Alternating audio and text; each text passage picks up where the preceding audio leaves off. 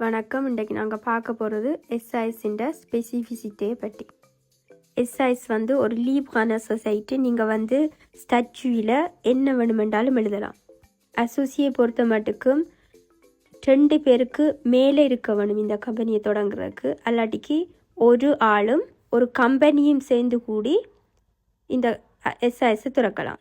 Responsibility லிமிட்டே. நீங்கள் வந்து ஃப்ரான்ஸில் இருக்கிற ரூல்ஸை ரெஸ்பெக்ட் பண்ணி கம்பெனியை நடத்தினீங்கள்டா கம்பெனி நட்டத்தில் போனாலும் உங்களோட சொந்த சொத்துக்களை அரசாங்கம் எடுக்கலாது.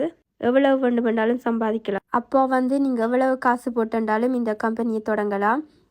உங்கள்கிட்ட இருக்கிற ஒரு பொருளை கம்பெனிக்கு போட்டு அதை ஆரம்பிக்க போகிறீங்களா அதின் பெறுமதி வந்து 30,000க்குள்ளே இருக்க வேணும். அல்லாட்டிக்கு 50 உங்களோட கேபிட்டலில் 50% இருக்க வேணும். அதை விட கூடிச்செண்டா நீங்கள் கொமிசா ஹோசாப்பாவில் ஒரு ரிப்போர்ட் எடுக்க வேணும். தேவையாக்கு நீங்கள் செய்கிற தொழிலையும் வருமானத்தையும் பொறுத்து தேவையாக இல்லாமையும் எடுக்கலாம். வருஷத்துக்கு கட்டுற மாதிரி எடுக்கலாம். அல்லாட்டிக்கு மாதம் மாதம் கட்டுற மாதிரி எடுக்கலாம். எஸ்ஐஸை நடத்துகிறவருக்கு சொல்கிறது பிரசிடென்ட்டு.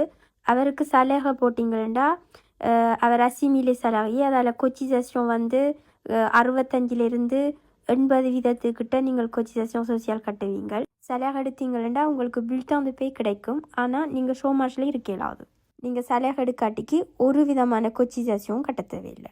கம்பெனி டேக்ஸை வந்து நீங்கள் 2 விதமாக கட்டலாம். முதலாவது ஆப்ஷன் வந்து அம்போசோலை சொசைட்டி 42,500 ரூபா லாபம் மட்டும் நீங்கள் 15 வீதம் கட்டுவீங்க. அதுக்கு மேலேண்டா 25 வீதம் கட்டுவீங்க. 2வது ஆப்ஷன் வந்து அப்படியே வருமானத்தை நீங்கள் வந்து அம்போசோல் ரெவென்யூவில் கட்டுவீங்க. உங்களோட கம்பெனி டேக்ஸை இஎஸ் மூலம் கட்டினீங்களா மிச்சம் இருக்கிற லாபத்தை உங்களோட கையில் எடுக்கிறண்டா ஃப்ரான்ஸில் திருப்பியும் நீங்கள் டேக்ஸ் கட்ட வேணும். அந்த டேக்ஸ் வந்து 30 வீதம் கட்டிட்டு நீங்கள் அப்படியே கையில் உங்களோட பேங்க்கில் எடுத்துக்கொள்ளலாம் உங்களோட கம்பெனியிலேருந்து. அல்லாட்டிக்கு காசு எடுத்துகிட்டு உங்களோட அம்போசோல் ரெவென்யூவில் டிக்ளேர் பண்ண வேணும். ஒப்ளிகேஷன் சொல்லிக்க சேஃபு கட்ட வேணும். சேவையாக நீங்கள் நிறைய சம்பாதிச்சிங்களா கட்டணும். பேங்க் அஷூரன்ஸ்கள் வச்சுருக்கணும் உங்களோட மெச்சிக்கு ஏற்ற மாதிரி. மற்றது கொண்டாபிலிட்டி கட்டாயம் செய்ய வேணும். 1 வருஷத்துக்கு ஒருக்கா பிலம் செஞ்சு 6 மாதத்துக்குள்ளே அதை அப்ரூவே பண்ண வேணும். அப்ரூவே பண்ணி 1 மாதத்துக்குள்ளே நீங்கள் அதை பப்ளிஷ் பண்ண வேணும். இந்த வீடியோ உங்களுக்கு பிடிச்சிருக்குன்னு நம்புகிறேன். அடுத்த வீடியோவில் சந்திக்கிறேன்.